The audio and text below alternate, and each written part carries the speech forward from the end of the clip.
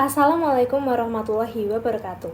Perkenalkan, nama saya Mira Septianur Fuana dengan nomor NIM 23010500054 dari Rombel B. Adanya saya membuat video ini guna memenuhi ujian tengah semester Gasal di mata kuliah Bimbingan dan Konseling yang diampu oleh Bu Sri Sami Asih. Pertama-tama, saya akan menjabarkan gambaran terkait penerapan pengetahuan fungsi bimbingan dan konseling, orientasi bimbingan dan konseling, dan asas-asas bimbingan dan konseling dalam memberikan pelayanan pendidikan pada peserta didik di SD.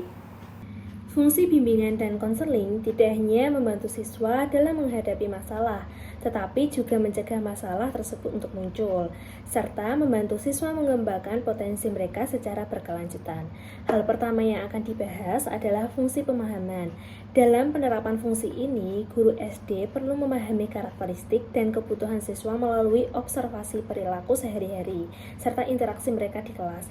Guru juga dapat melakukan percakapan individu untuk memahami latar belakang siswa seperti kondisi keluarga, minatnya, dan juga kesulitan belajarnya. Dengan informasi ini, guru dapat bekerja sama dengan orang tua untuk mendukung perkembangan anak secara optimal. Yang kedua adalah fungsi pencegahan, di mana penerapan fungsi ini bertujuan mencegah masalah yang bisa menghambat perkembangan siswa. Guru dapat melaksanakan program orientasi untuk mengenalkan tata tertib dan interaksi sosial, serta membina karakter melalui pengajaran kedisiplinan, tanggung jawab, dan kerjasama. Guru juga dapat mengajarkan pengelolaan emosi dan cepat merespon tanda-tanda masalah, seperti kesulitan belajar atau kurangnya perhatian siswa, untuk mencegah masalah berkembang lebih lanjut. Selanjutnya adalah fungsi pengentasan, di mana penerapan fungsi ini berfokus pada memberikan perhatian lebih kepada siswa yang mengalami masalah, meskipun fungsi pemahaman dan pencegahan telah dilakukan. Guru dapat melakukan pendekatan individual untuk membantu siswa dengan kesulitan akademis atau emosional, memberikan bimbingan khusus dan berkolaborasi dengan guru bimbingan dan konseling untuk mencari solusi yang lebih kompleks. Melibatkan orang tua juga penting untuk menyelesaikan masalah secara bersama-sama. Terakhir, fungsi pemeliharaan dan perkembangan.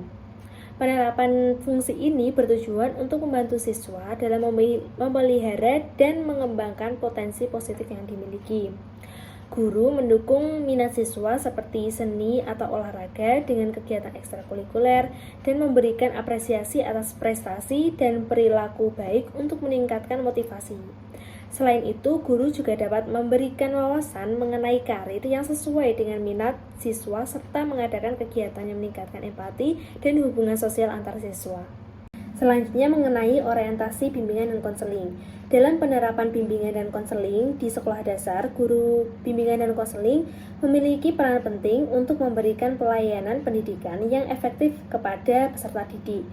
Berikut saya akan menjelaskan gambaran mengenai penerapan orientasi bimbingan dan konseling oleh guru di SD. Pertama, orientasi perseorangan. Guru bimbingan dan konseling memberikan perhatian pada setiap siswa secara individu. Misalnya, guru mengamati siswa yang kesulitan memahami pelajaran atau kurang berinteraksi. Setelah itu, guru melakukan pendekatan pribadi dengan mengajak siswa berbicara. Dalam percakapan, guru menanyakan minat dan kesulitan siswa, seperti tantangan dalam belajar atau masalah yang ada di rumah. Dengan cara ini, guru dapat memahami kebutuhan dan potensi unik siswa, serta menyesuaikan pendekatan bimbingan yang tepat. Yang kedua yakni orientasi perkembangan. Guru bimbingan dan konseling fokus pada perkembangan siswa, baik saat ini maupun di masa depan. Dalam pelajaran, guru memberikan tugas yang merangsang berpikir kritis dan kreatif, seperti proyek kelompok, sambil mengawasi kolaborasi siswanya. Jika ada siswa yang bingung, guru dapat memberikan penjelasan tambahan dan teknik belajar yang sesuai. Selain itu, guru mengajak siswa untuk merenungkan perkembangan mereka melalui diskusi tentang cita-cita dan juga harapannya, membantu mereka menyadari langkah-langkah yang perlu diambil dalam mencapai tujuan mereka. Yang ketiga adalah orientasi permasalahan. Guru bimbingan dan konseling proaktif mengidentifikasi siswa yang mengalami kesulitan seperti siswa yang tampak cemas atau tidak bersemangat dalam belajar. Guru melakukan pendekatan untuk berbicara tentang masalah yang dihadapi siswa, baik akademis maupun pribadi. Jika perlu, guru melibatkan orang tua untuk mendiskusikan langkah-langkah dukungan. Dengan cara ini, guru bimbingan dan konseling membantu siswa mengatasi masalah dan dapat mencegah terulangnya masalah di masa depan. Saya akan membahas mengenai asas-asas bimbingan dan konseling. Pelayanan bimbingan dan konseling di sekolah dasar harus mengikuti asas-asas yang berfungsi sebagai pedoman profesional. Penerapan asas-asas ini penting untuk mencapai tujuan layanan. Berikut saya akan menjelaskan asas-asas bimbingan dan konseling. Yang pertama adalah asas kerahasiaan, di mana asas ini menjaga rahasia masalah siswa untuk membangun kepercayaan. Jika dilanggar, siswa mungkin akan mulai ragu untuk mencari bantuan kepada gurunya. Lalu yang kedua ada asas kesukarelaan. Proses bimbingan harus bersifat sukarela bagi siswa maupun guru, agar siswa merasa nyaman untuk mengungkapkan masalahnya. Lalu yang ketiga, asas keterbukaan. Asas ini mendorong komunikasi terbuka antara guru bimbingan dan konseling dan siswa, memudahkan pemecahan masalah dan penelaahan kekuatan serta kelemahan siswa. Lalu yang keempat ada asas kekinian, di mana asas ini berfokus pada masalah yang dialami siswa saat ini, dengan tujuan pencegahan masalah di masa depan. Lalu yang kelima ada asas kemandirian, membantu siswa menjadi mandiri dalam mengambil keputusan dan mengarahkan diri sesuai potensi yang ia miliki. Lalu yang keenam ada asas kegiatan. Asas ini di mana siswa harus aktif dalam kegiatan untuk mencapai tujuan bimbingan, bukan hanya pasif. Lalu yang ketujuh ada asas kedinamisan, di mana asas ini mendorong perubahan positif dan pembaruan dalam perilaku siswa. Yang kedelapan ada asas keterpaduan, di mana ini memastikan semua aspek dalam bimbingan dan konseling saling mendukung dan tidak bertentangan. Lalu yang kesembilan, asas kenormatifan. Dalam asas ini yaitu mematuhi norma-norma yang berlaku dalam isi dan proses bimbingan. Lalu yang ke-10 ada asas keahlian. Layanan dilakukan secara profesional dengan prosedur dan harus dengan teknik yang tepat. Lalu yang ke-11 ada asas alih tangan, di mana ini mengalihkan siswa ke tenaga ahli lain jika masalah di luar kemampuan guru dari bimbingan dan konseling. Lalu yang ke-12 ada asas tuturi handayani, di mana ini menciptakan hubungan yang positif antara guru bimbingan dan konseling dan siswa sehingga manfaat bimbingan yang dirasakan di luar sesi konseling. Penerapan asas-asas ini diharapkan dapat mengarahkan proses bimbingan dan konseling menuju pencapaian tujuan yang diharapkan. Selanjutnya, saya akan menjelaskan mengenai bagaimana profil guru yang berkualitas. Sebagai seorang guru yang berkualitas, terdapat beberapa aspek penting yang perlu dimiliki untuk mendukung efektivitas dalam pembelajaran dan bimbingan. Yang pertama yaitu kompetensi profesional. Ini mencakup pengetahuan mendalam tentang materi yang diajarkan dan keterampilan pedagogis yang memungkinkan guru menggunakan berbagai strategi mengajar sesuai dengan kebutuhan siswanya. Selain itu, kemampuan interpersonal juga krusial. Guru harus memiliki kemampuan komunikasi yang baik, mampu berkomunikasi dengan jelas dan efektif dengan siswa, orang tua, dan juga rekan kerja. Empati menjadi bagian dari kemampuan ini, di mana guru harus dapat memahami perasaan dan kebutuhan siswanya, serta bersikap peduli terhadap perkembangan mereka. Dedikasi dan etika merupakan dua karakteristik yang tidak bisa diabaikan. Seorang guru berkualitas harus memiliki komitmen yang tinggi terhadap profesi dan selalu siap untuk terus belajar dan beradaptasi.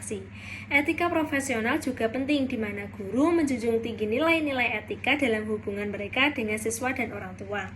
Lalu, kemampuan manajerial, guru harus mampu menciptakan lingkungan yang kondusif dan teratur, serta merancang dan mengimplementasikan rencana pembelajaran yang efektif. Fleksibilitas dan kreativitas juga berperan besar dalam keberhasilan pengajaran. Seorang guru yang baik mampu menyesuaikan metode dan strategi pengajaran dengan kondisi serta kebutuhan siswanya, sambil menggunakan pendekatan kreatif untuk menarik dan mendorong partisipasi aktif siswa. Orientasi terhadap siswa menjadi kunci dalam bimbingan. Guru harus memperhatikan perbedaan individu di antara siswa dan menyesuaikan pengajaran untuk memenuhi kebutuhan mereka. Selain itu, guru juga perlu memotivasi siswa agar mereka termotivasi untuk belajar dan mengembangkan potensi mereka. Selanjutnya, pengembangan diri juga sangat penting. Guru harus terus-menerus mengikuti pelatihan dan pengembangan profesional untuk meningkatkan kompetensi mereka. Selain itu, refleksi diri menjadi bagian penting dalam mengevaluasi praktik pengajaran dan mencari cara untuk meningkatkan kualitas pembelajaran. Terakhir, kemampuan kolaboratif sangat diperlukan. Guru mampu bekerja sama dengan rekan-rekan dan staf sekolah untuk mencapai tujuan bersama. Dengan membangun hubungan dengan orang tua dan masyarakat juga menjadi bagian penting dalam mendukung proses pendidikan. Secara keseluruhan, seorang guru yang berkualitas tidak hanya berfokus pada transfer pengetahuan saja, tetapi juga pada pengembangan karakter dan keterampilan sosial siswanya. Mereka ini berperan sebagai pembimbing, motivator, dan inspirator dalam proses belajar mengajar. Lalu sebagai calon guru SD dengan profil guru yang berkualitas, saya akan memastikan kegiatan bimbingan dan konseling berjalan efektif dengan beberapa langkah. Yang pertama yaitu saya akan membangun hubungan baik dengan menciptakan lingkungan yang nyaman agar siswa merasa terbuka untuk berbagi. Yang kedua, saya akan memberikan sosialisasi kepada siswa dan orang tua mengenai pentingnya bimbingan dan konseling. Lalu yang ketiga, saya akan melakukan pendekatan individual untuk memahami kebutuhan masing-masing siswa. Selain itu, kolaborasi dengan guru lainnya atau dengan orang tua dan tenaga kesehatan juga penting untuk mendukung siswa yang menghadapi masalah. Saya akan merancang program bimbingan sesuai dengan kebutuhan siswa, termasuk aspek sosial, akademik, dan juga emosional. Mengikuti pelatihan tentang bimbingan dan konseling untuk meningkatkan keterampilan saya juga menjadi prioritas. Terakhir, saya akan melakukan evaluasi secara berkala untuk mengetahui efektivitas program dan melakukan perbaikan jika diperlukan. Harapnya dengan langkah-langkah ini saya berharap bimbingan dan konseling dapat memberikan dampak positif bagi siswa. Selanjutnya, penting sebagai seorang guru untuk memahami karakter peserta didiknya. Hal ini dapat mempengaruhi dalam pendekatan pengajaran, interaksi, dan juga efektivitas pembimbingan. Dengan memahami karakter siswa, guru dapat menyesuaikan metode pengajaran dan menciptakan lingkungan belajar yang lebih mendukung. Beberapa karakter yang perlu dipahami meliputi gaya belajar, minat dan bakat, kepribadian, dan tingkat kemandirian siswa. Misalnya, penting untuk mengetahui apakah siswa itu lebih suka belajar secara visual, auditori, atau kinestetik. Selain itu, memahami minat dan bakat siswa. Apakah mereka lebih ekstrovert atau introvert, serta seberapa mandiri mereka dalam belajar juga sangat krusial. Untuk memahami karakter peserta didik, guru bisa melakukan beberapa cara. Pertama, dengan observasi perilaku siswa di kelas dan saat berinteraksi dengan teman-temannya. Kedua, wawancara dengan siswa untuk mengetahui minat, motivasi, dan tantangan yang mereka hadapi. Yang ketiga, memberikan kuesioner yang dirancang untuk menggali informasi tentang gaya belajar dan minat siswa tersebut. Terakhir, berkolaborasi dengan orang tua juga untuk mendapatkan perspektif tentang karakter dan kebiasaan siswanya di rumah. Yang terakhir, saya akan membahas mengenai beberapa contoh implementasi dari 9 layanan bimbingan dan konseling di sekolah dasar. Yang pertama yaitu layanan orientasi. Pertama, kita bisa mengadakan tur sekolah untuk siswa baru agar mereka mengenal berbagai fasilitas dan ruang belajar. Kemudian, menyusun program pengenalan kurikulum dan kegiatan ekstrakurikuler akan membantu siswa dalam memahami pilihan yang ada. Selain itu, kegiatan ice breaking juga bisa dilakukan untuk membangun hubungan sosial di antara siswa baru. Lalu yang kedua, layanan informasi. kita bisa mendistribusikan brosur informasi tentang berbagai jalur pendidikan dan karir kepada siswa. Mengadakan sesi diskusi tentang pilihan jurusan di sekolah menengah juga dapat bermanfaat. Terakhir, pameran karir bisa diselenggarakan dengan mengundang profesional dari berbagai bidang untuk berbagi informasi. Lalu yang ketiga, layanan penempatan dan penyaluran. Untuk layanan ini, kita bisa melakukan konseling individu untuk mendiskusikan minat dan bakat siswa dalam memilih kegiatan ekstrakurikuler, memberikan rekomendasi program kegiatan yang sesuai dengan potensi siswa tersebut, seperti klub seni atau olahraga. Selain itu, melakukan survei minat untuk mengidentifikasi minat siswa dalam berbagai kegiatan di sekolah juga dapat membantu. Lalu yang keempat, layanan pembelajaran. Kita juga bisa mengadakan pelatihan keterampilan belajar dengan workshop untuk mengajarkan teknik belajar efektif, seperti cara mencatat yang baik. Mengadakan sesi tanya jawab tentang strategi belajar dan penyelesaian tugas rumah juga bisa membantu. Selain itu, menyediakan bimbingan belajar bagi siswa yang mengalami kesulitan dalam mata pelajaran tertentu merupakan langkah yang penting juga. Lalu yang kelima yaitu layanan konseling perorangan. Dalam hal ini, menyediakan sesi konseling untuk siswa yang mengalami masalah pribadi atau kesulitan akademis sangatlah penting. Melakukan pendekatan individual untuk memahami masalah yang dihadapi siswa baik akademis maupun emosional juga diperlukan. Kita bisa membantu siswa membuat rencana tindak lanjut untuk mengatasi masalah yang dihadapi. Lalu yang keenam, layanan bimbingan kelompok. Untuk layanan ini bisa mengadakan diskusi tematik tentang isu-isu seperti bullying atau kerjasama tim, mengorganisir kegiatan tim building untuk meningkatkan kerjasama dan kepercayaan antara siswa juga bisa dilakukan. Terakhir yaitu dengan membentuk kelompok diskusi untuk membahas isu-isu umum yang dihadapi oleh siswa akan sangat bermanfaat. Lalu yang ketujuh itu ada layanan konseling kelompok. Kita bisa mengadakan sesi dukungan emosional untuk siswa yang mengalami situasi emosional yang sama seperti contohnya perceraian orang tua. Membentuk kelompok teman seperjuangan bagi siswa yang memiliki kesulitan belajar untuk saling mendukung juga sangat amat berguna.